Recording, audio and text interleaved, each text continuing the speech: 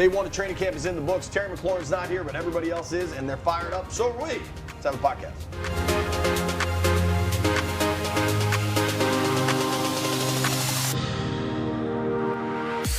What up, everybody? It's Beltway Football. I'm JP Finlay. He's Mitch Tischler. We're in Ashburn in a tent. We may or may not be, what would you call this, misallocating a tent? We have absorbed a culturally appropriated a tent. We usurped a tent. We usurped a tent. We should get a tent. What's up with Tent Patrol? It's not a bad idea. Yeah, shout out to Tent Patrol. Day one of training camp in the books. Good little practice for day one. I mean, there's no pads, but everybody's running around, fired up. Kind of a quick practice. I mean, all the talk. 90 minutes? That's kind of what they do now, but, all the talk about veterans missing camp or whatever because they don't want to be here, I'm not talking about Terry, just in general. Camp isn't what it used to be. We were sitting out there talking about it a little bit, like. Yeah, but it hasn't been for years. Right. But every time, in my head, you have this idea of 2-a-days and what all this different stuff is going to look like, and it's just not quite as taxing as it used to be. Are we still emotional? Are we still emotional, Mitchell? We're still fired up about it. Okay. Nothing that's happened in the last 24 hours has me less fired up. All right, let's start here. Terry McLaurin is not here. He did go to yoga. Shout out to Ashburn Yoga Studios. DQ, I thought, handled it perfectly. Do I want him here? Yes, but I understand football and business, and I'm not worried about Terry. Jayden Daniels, when he gets here, it'll be like we won't miss a beat, not worried about it. Bobby Wagner, nailed it. This is a business, and sometimes the business isn't your business. Just an elite line from Wagner. Nobody with the team seems concerned. Yesterday, let's start here. Do you want to walk back at all the worst football decision since you've been on the team? No. I think that's nuts. I think that's banana land. What else? Ainsworth. Really, really bad. Like this could be over Friday. Right, and then it changes. It's the worst if they're not able to get something done. It becomes the worst business decision, worst football business decision. Listen, I think I thought you'd. So forgive me. I thought you'd be less. I understood the emotion of yesterday. Yeah. Today, I thought one night's sleep, hearing everybody talk, you'd feel differently, but you don't. When they brought in Ainsworth, even when Kirk was here, they were hoping to be a good football team. This is a good football team. He is your best non-quarterback player on the offense, maybe the best non-quarterback player on this team, and not having him not here for camp, but if things go south, it is a massive change in expectations for this team because I think the offense is a big downgrade without Terry, and maybe it's because where the team is. I think it's as big of a deal that it's a fiasco or whatever it is at this point, and why it's bigger than Ainsworth or bigger than Adam Archuleta or bigger than Kirk Cousins or bigger than RG3 or any of these other things that have happened, because those were teams that were hoping to become good. We know this team is good. We know this team can win, and not having Terry here will impact ultimately, what this team becomes. Now, if it gets done next week, then it's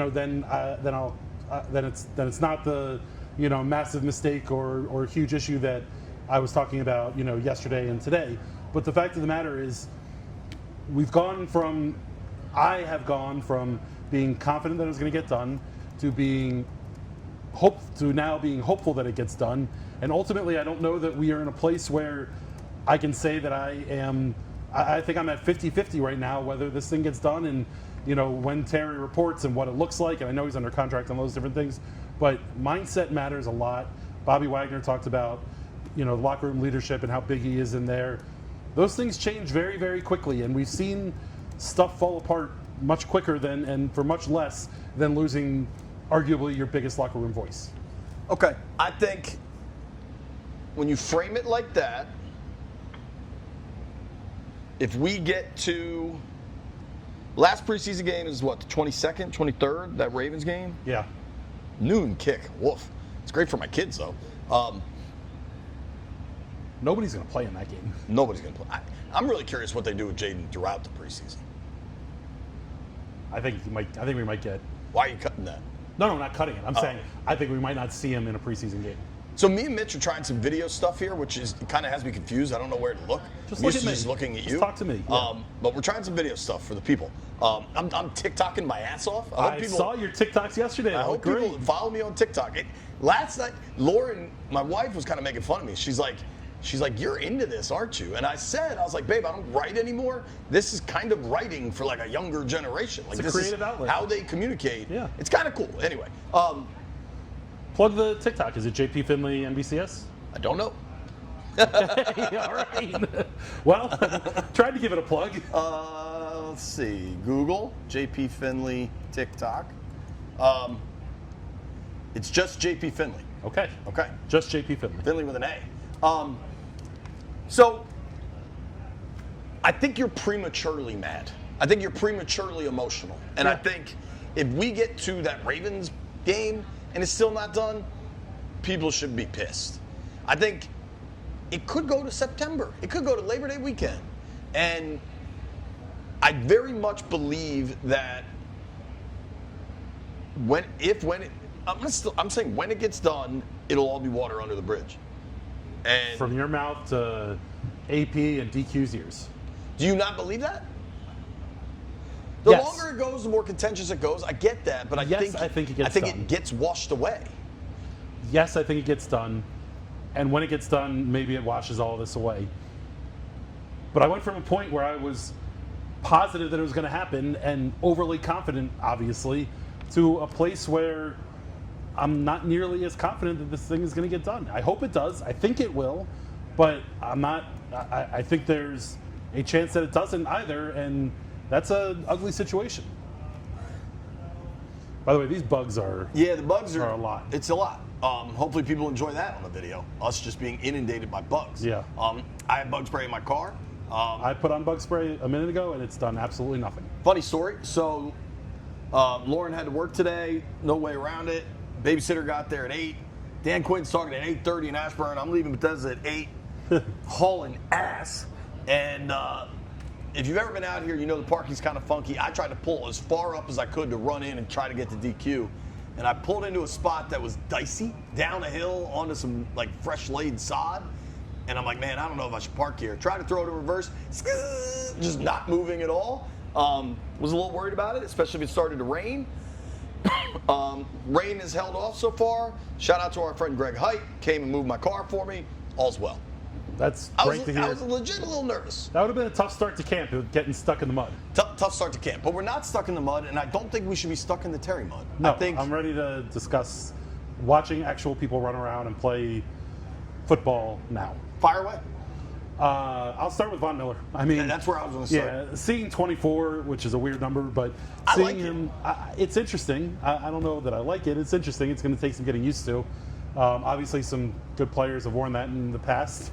I think of Antonio Gibson. Not that I'm saying he's a good player per se, but when I see it, I think Antonio Gibson.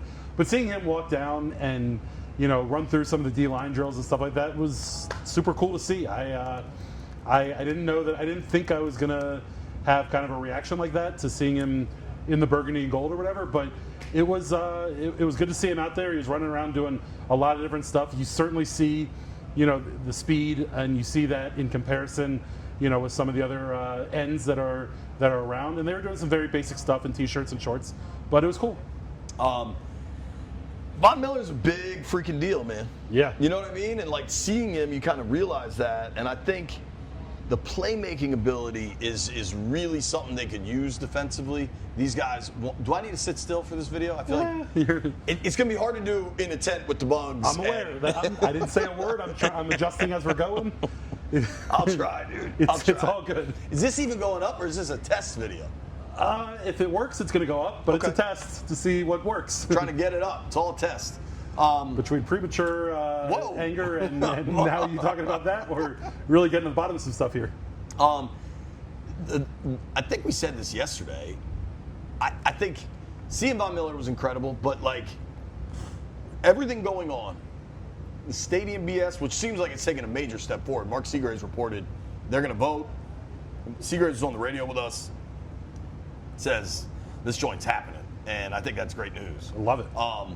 So that's great, but like stadium agita, Donald Trump tweets, or whatever, True Social posts, all the name stuff, all the Terry stuff, like, it's been, like, not rough compared to the old days, but it hasn't been, like, the best, whatever, 72, what's after 72, 96 hours, whatever. Like, the last few days have been kind of rough. That's the best math you've done on this pod in a long time. How about that? I've been working on it.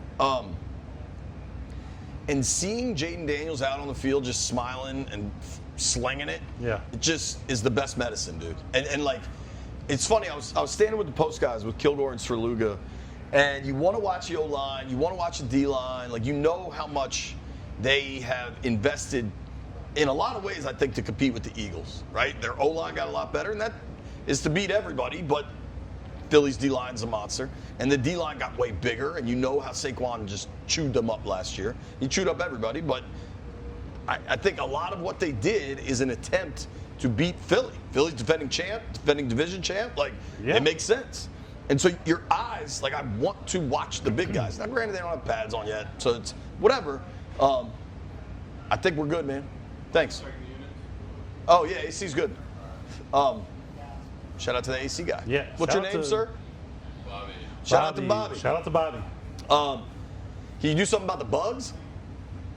I'll put a zapper right here. Yeah, There you now go. you're talking. That would be Dude, the I move. have one of those. Maybe I'll bring a bug Yeah, zapper. that's not the worst idea. But like, you want to do all these things, and it's, you know, it's the first day of camp, so you realize, like, we're gonna be out here for 6 weeks. We're gonna see a lot of football. We're gonna get to see the big guys. Things will evolve, but your eyes just can't leave Jayden. Like, he's so charismatic. Like, just, he has like his own gravitational pull, and watching him throw the football is just such a joy. Yeah. I mean, I thought your tweet was perfect. You know, what you just said about it, the best medicine, and you're not wrong, because when he trotted out and starts throwing into the net and doing the warm-up drills and stuff like that, you just can't help but turn your eyes towards him. And I was trying to make a conscious effort to steer clear of Jayden. You know, I love your, zag when everyone else zigs thing, and obviously there's a ton of talk about Jayden and his second year and all those different things. But you just can't help but turn and watch him. You know, they ran through a mock 2-minute drill with all the quarterbacks running routes and stuff like that. The first throw that he made in 11-on-11 was a dime. Just an absolute dime over the shoulder to Deebo Samuel. I mean, it was just, and there was tight coverage on him. Like, it was a really nice throw, a really great catch. It's just, it's one of those things, like, when the fans are here, you feel like the players try and put on a little bit of a, show, and, that was a show. Like, that was a show-stopping play, and it was awesome to see. And you just, it's so fun having him in the burgundy and gold. Dude, totally. And I think, I was talking to Luvu about it. We'll have this Luvu interview tomorrow. I think folks will enjoy it. Frankie's just so great. But Jayden has been the exact same dude. First day we met him, at the Super Bowl, Yeah. first day at camp. Like, think about Throughout the playoff run, like, Dude. when the pressure was ramped up and, like, his star. I think we sleep on it here because this isn't SEC country per se, but his star coming out of LSU is about as high as it gets. Yeah. Heisman Trophy winner at LSU. Like, they got 100,000 people in there every game. Like, that is already the big leagues. And then he gets here and just delivers on everything, plays through injury, like, just makes play after play, takes his team on their first playoff run in 30 years. And he's just the same dude, just chill, easy, smiling, enjoying himself. And it just really says something about who he is as a person, man. And I don't know, it's something that we should never take for granted. Right. And it's hard not to, because you see it every day and it becomes the normal. But you also forget, this is training camp 17 for me. The number of effing quarterbacks that I've seen come through here. Sure. We both grew up watching this team. It's hard to remember how bad things were when things are as good as they are now. Right. What other football stuff did you see? Did you want to talk about? Yeah, Javon Kinlaw. Big fella. Did you check out his jersey? Did you see his fashion? He's got a little bit of swag. He cut up the bottom of his practice jersey into like little strips or whatever. Like seeing a little swag from the big men. It's kind of a cool little thing that's different. Pete meat right there. Yeah, I thought it was kind of funny. The defensive players were, doing pass rush drills. The practice dummy had a number 30 jersey on it, and I was like, always. damn. It has for years. Is it always? Yeah. It's like, damn, man, no need to take it out on Eckler that way. Like, B-Mitch. Yeah, or B-Mitch, really, if you're saying it's been for years. But I spent, obviously, a fair amount of time watching the O-line, and I really appreciate the way Bobby Johnson coaches those guys. But what's cool about watching Bobby coach isn't just how he coaches the players, it's how he coaches the coaches. And when the guys are doing the warm-ups and going through the bags drills and stuff like that, Bobby's over there walking through the drills that he's going to run with the O-line, explaining the footwork that he wants, explaining the hand placements, kind of going through each step of it. And then when they get into those drills, he just rotates them through quickly, and they get a ton of work in. And he's working up and down the line, talking to a bunch of different guys. But in particular, he spent a fair amount of time with Laramie Tunsil, and I think as King T is getting more comfortable here, I think you're gonna see him really flourish. But I like that he's spending the time with these guys, Josh Connerly as well, and working with them and making sure that those guys know what the expectation is and what they want from him. For sure, OG is the man. I think a couple of, since we're on O-line, Dan Quinn asked about Cosmi being ready for week 1. And I can't believe we left that. I forgot that. Well, we're just getting to it. Yeah, it's no, okay. but that's a big deal. I think I saw Sam, got to talk to him for a second. Baby boy on the way. Yeah. December. I said, right in time for the stretch run. He's like, yep. DQ. I imagine Cosmi with also Cosmi, no limp, no brace, no nothing, just walking around. I imagine Cosmi with a 2-month-old son, holding the son in one hand and the Lombardi Trophy in the other. There you go, Mitch. Talk about fan fiction. This is DQ asked about Cosmi for week 1. I think it's on the table for sure, but we won't put that there until that. It gives you the chance for him to be able to go do that. If you wait until the season, there's other guidelines and you're 4 weeks in and that he's talking about IR. So he's hitting all the markers, but let's find out. I think we'll have a better question on that, a better answer on that as we get closer to the end of preseason. But I'm very encouraged with the work he's put in. So everybody understands, because somebody was asking me this on the sideline. The pup coming into camp, you can be activated at any time. Anytime, yeah. If you get put on IR during camp, that's big trouble. And then IR during the season means at least 4 weeks. But right now, they can activate Sam tomorrow. They won't. I wouldn't expect that. They have a lot of time here. I think the question is, does he open the season on IR? And I think DQ's answer is, we don't know. And maybe they don't want to put him on IR. Maybe week 1 is a little too optimistic, but they think week 3 is possible, so he doesn't open the season on IR. We got nothing but time on this, but clearly they are high on where that's at. The other kind of injury thing I wanted to talk about was Noah Brown. Noah Brown, yeah. DQ asked about Noah Brown. We'll work him being 100%. We'll work him into it. He's not out, but there will be some days he's on, off. And so just due to when his injury was, we're going to ramp him up. And that's customary with some other players as well. There'll be days where we hold him back on veteran players, but Noah's in that space where we're going to make sure over the next 2 weeks he's really hitting all the strides and the markers. And players are so competitive, you have to be like, no, wait it out. And Noah is one of those players. Right approach. Yeah. Like, no need to rush it. Yeah. Take your time with it. It's July 23rd.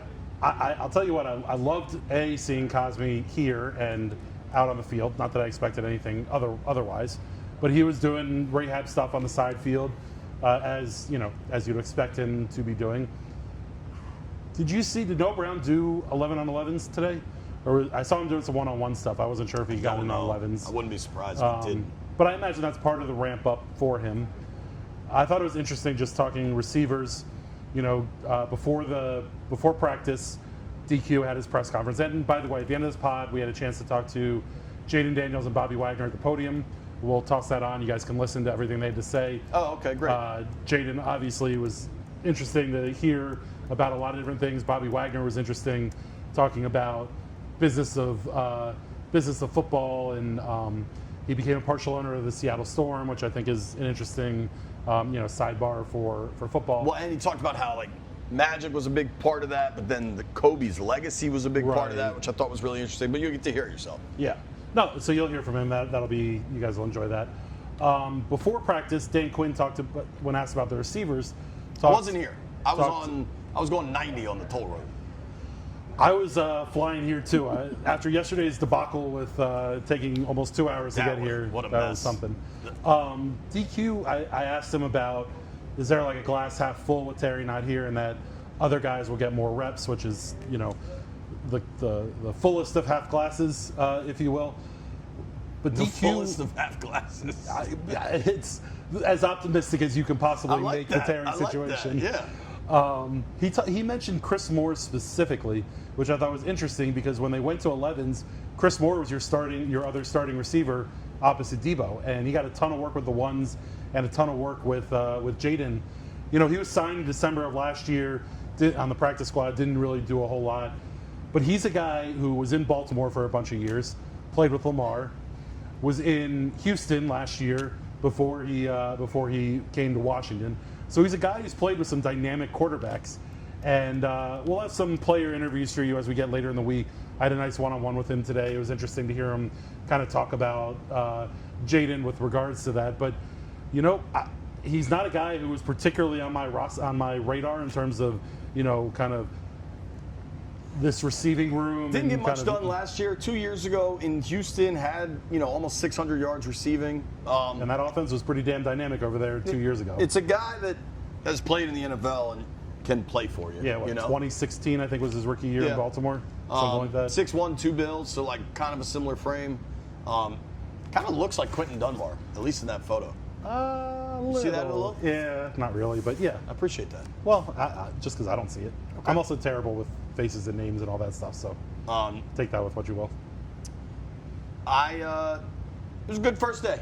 Obviously, this Terry thing exists, but I would hardly. It's like to try to throw like a cloud hanging over the first day of camp. I wouldn't say it is. Like nobody is worried about it except when they get asked about it. Is the only time I think it comes up, and I don't think it's different in the locker room away from us. I think it's a little bit out of sight, out of mind. But I think, as Bobby Wagner talked about, you know, the impact that Terry has in that locker room is large. And, you know, what does that impact look like if Terry's, you know, not the happiest camper, if, you know, when he comes back, if he comes back, all these different things. I think he will. But for the first time, I feel like I have to throw those sorts of caveats in there because the holding out is just a different situation. And you tweeted a picture of him at the yoga studio. He lives in Ashburn. Like he has a house here. He has a house here. Like this is where he lives year round.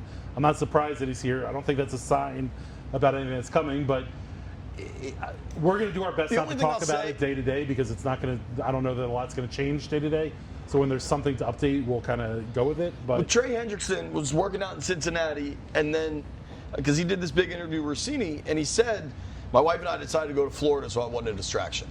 Like he was in Owings Mills yesterday. Did you see that? Hendrickson was? I saw someone took a screenshot of his Instagram, and it was in Owings Mills, Maryland. I mean, before people, there is zero chance the Bengals would move him to the freaking Ravens. I'm not saying.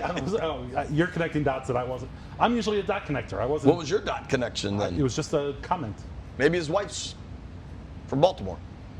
Maybe they flew. Maybe he had a layover at BWI. That Cincinnati airport sucks. Maybe they flew in and out of BWI. Why? Maybe they was meeting with some folks. Maybe they were driving. They weren't. They were in the car. Maybe they were driving from Cincinnati to Florida, and you have to come this way via Breezewood. I know that's your favorite place in the world. Fuck, the place sucks. You want to do one thing? Since we've gotten to Owings Mills talk? Yeah, go with your one thing.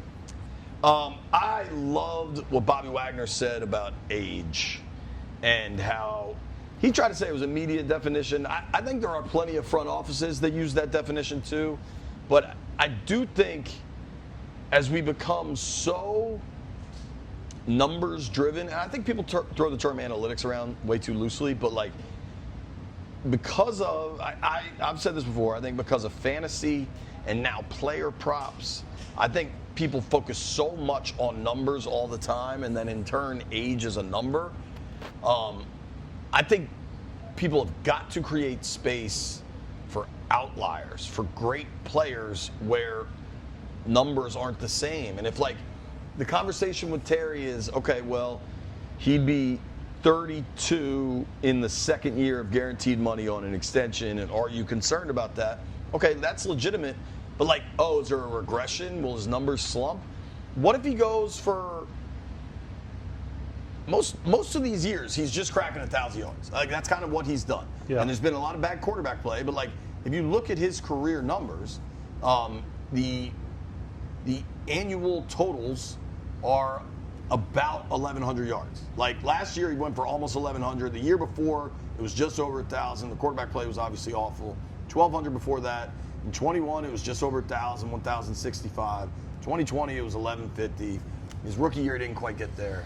But like last year, obviously the touchdowns popped with 13. Big time, yeah. Right. But like what you were correct about yesterday, and I corrected you, and I was incorrect. So shout out to you. Like, to me, regression, if he gets to 1,063 yards and 8 touchdowns, it's not fair to call that a regression, is all I'm saying. Yeah. And I think people try to define everything numerically, and sometimes football is the game with the most context. And it's generally like why I have beef with PFF grades and stuff, because you cannot, like, objectify the subjective. And I think Wagner did a really good job of explaining that for a veteran player. And I'll let him say it since we're going to run it, but that just really stood out to me. Yeah, I thought Bobby was great about that. I think the talk about the veteran knowledge versus speed and expectation, I think, was a interesting and important point to make as you look at guys as they age through the NFL. For me, my one thing is with Josh Connerly. Got a chance to talk to him for a little bit after practice, and I love his maturity. When you talk to him, I kind of was asking him a little bit about, like, you go from being at Oregon, where you're the big dog on campus. You're the one that's kind of being the leader and teaching the young guys and helping bring guys along, as well as obviously needing to play well yourself. You get to Washington, you get to the pros, and all of a sudden you're in a room with Laramie Tunsil and Andrew Wiley and Tyler Biotish and these other vets who are there. Accomplished, yeah, guys who have been there, done that. And it was just interesting, you know, as he was talking about kind of the different pieces that he tries to take from different players. And one thing that I really liked during practice, and we know this from DQ, that they don't anoint the rookies, you know. So you had Andrew Wiley getting the first team reps at right tackle, and Connerly was the first one to go grab the bag so he could hold it for Wiley. After Wiley goes through the rep, you know, he and Wiley are kind of chit-chatting, I imagine, about kind of what he's doing, what he's seeing, and, you know, and he ends up going second or third or fourth in the group. There's no ego there, you know, and I really like that about him, that he's, you know, willing to kind of learn and be that sponge, especially this early in camp.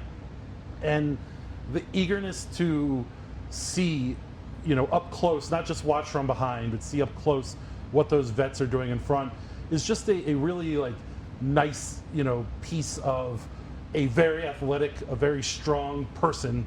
But to be successful in the NFL, it's not just about, you know, the numbers and RAS scores and all those different things. It's about the dog. It's also about learning how to play in the league. Doc Gotta Walker, have that dog. the canine. Yeah, man. But that's real. Yeah. Like, that is real. No, I think that's a great point. Just last minor one thing. Yeah, I have a minor one thing also. Bill Merritt got some quick feet. Yeah. I don't know if I'm going to get used to Bill, but yeah. I'm just going with Bill Merritt. It's a lot easier, but Somebody called him that, and I can't remember who it was right now, but I'm going with that. Yeah. My minor one thing was a bunch of the players posted pictures of the new locker room, what their lockers look like, and talked to a couple guys about it. I think particularly for the young guys, going from the temporary locker room in the bubble to what they have now feels like a really big upgrade. But looking at what they did in there, it looks like what the top colleges, what the other pro locker rooms look like. And it's not just that they're nicer chairs and all that stuff. You know what the leg rejuvenation systems are that they have? Yeah, dude. Every player has those in their locker room. They have, you know, UV light drawers where they can clean their stuff. It was cool to see the new stuff because it looks good, but I think it also is particularly functional as well. Yeah, it's going to be dope. I don't know, unless they give us like a tour, we're not going to see that till legit week 1. Yeah, like, we don't get in, because they got a 90-man roster, there's a lot of reasons why they do it, and I understand it. But like, we don't get in the locker room until the regular season. The Wednesday before the regular season. Yeah. So September maybe 3rd or something. Yeah. Something like that, yeah. I am excited to see that. I'm very curious what the new media situation is going to be. Yeah, it sounds like it's going to be quite different for us. Yeah.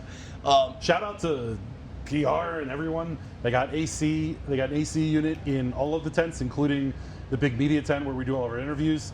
That's a big step. It's inside football, but that is a huge step for us because sitting inside a white-walled canvas tent when it's 110 degrees outside is quite trying sometimes. So that's a nice addition, nice upgrade. Mitch, as I approach my John Riggins year here in the fall, I just got this email. I don't know who the hell's emailing me. Now, granted, this seems like it's just like a generic. Are your testosterone levels affecting your quality of life?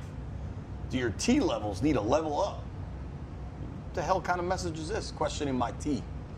Maybe they heard the Blue Chew ads a couple years ago, and might be more this fall. That Blue Chew check clears, baby.